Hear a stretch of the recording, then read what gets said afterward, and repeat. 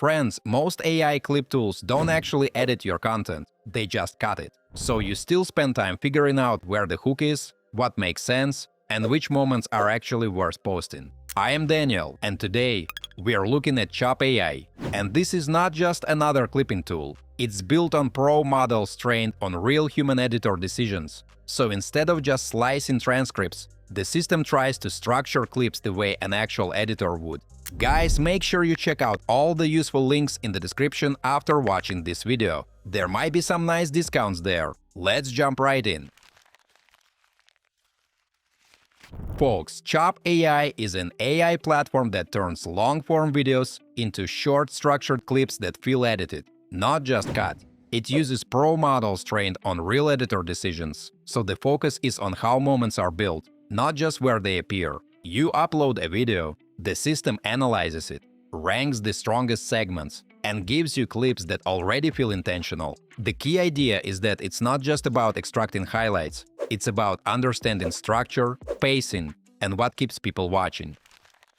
Mates, this is the starting point. You land on the dashboard, where everything is structured around projects, and the flow is actually very straightforward from there. You create a new project, and immediately the system gives you two directions: manual editing, or AI handles the clipping process from the start. We go with AI clips because the goal here isn't to edit timelines, but to see how far the automation can actually go. Next, you bring in your source, and you've got two options. You can upload a file, but here we're using a YouTube video, which is a much more realistic scenario for long-form content. Guys, you simply paste the link, and the system starts preparing the source automatically. And before generating anything, this step is actually important, because you can already control how the clips will be created. By default, it's set to light, which is faster and more cost-efficient. But for this test, we switch to Pro. And this is where the Pro model training really shows, not just in what it selects, but in how the clip is built and paced. And this is really the key difference with Chop. The Pro models are trained on real human editing decisions. So the system isn't just detecting keywords or spikes in engagement. It's trying to understand how editors build pacing, tension, and complete narrative moments inside short-form content. Folks, once that's set, you generate, and from this point, the system takes over. You're no longer editing manually. You're letting the model interpret the content and build outputs on its own. And even here, there's another layer, because before the clips are finalized, you choose the caption style. So already at this stage, the workflow goes beyond simple clipping. It's not just extracting segments, it's starting to shape how those clips will actually look and perform before you even open the editor. Guys, before we move on, I try to make my content fun instead of boring. And in return, please like this video and subscribe to my channel if you enjoy the content I make. Once the processing is done, you don't just get raw cuts, you get a structured set of clips ranked by quality. So instead of digging through hours of footage, you immediately see which moments the system considers strongest. You open any clip and it becomes clear how the model is thinking. It's not randomly trimming transcripts, it's building complete segments with structure and narrative flow. Folks, this is exactly where the human-trained part becomes noticeable. The system isn't only reacting to keywords or engagement spikes, it's trained on how real editors shape moments, pace conversations, and keep clips watchable. Now, if you want to go deeper, you can bring in ChopBot.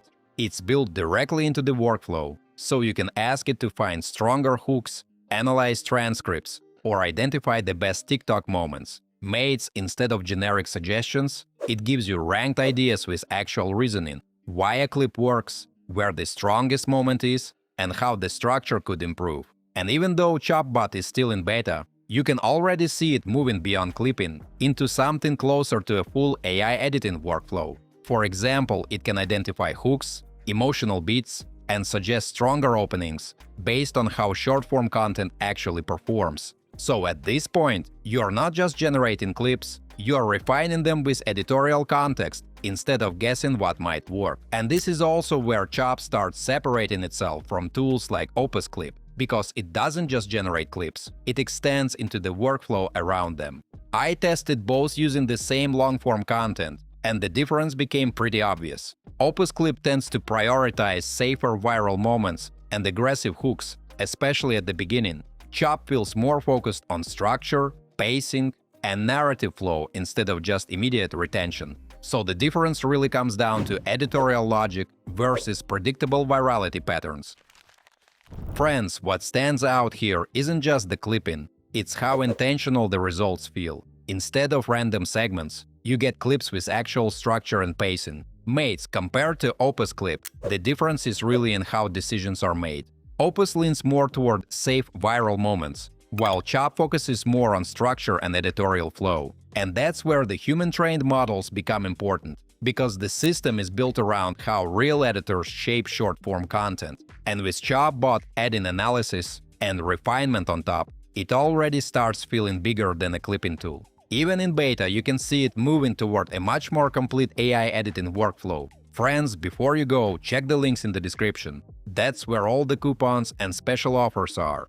As usual, don't forget to like this video and subscribe to my channel. Thanks for watching, until next time.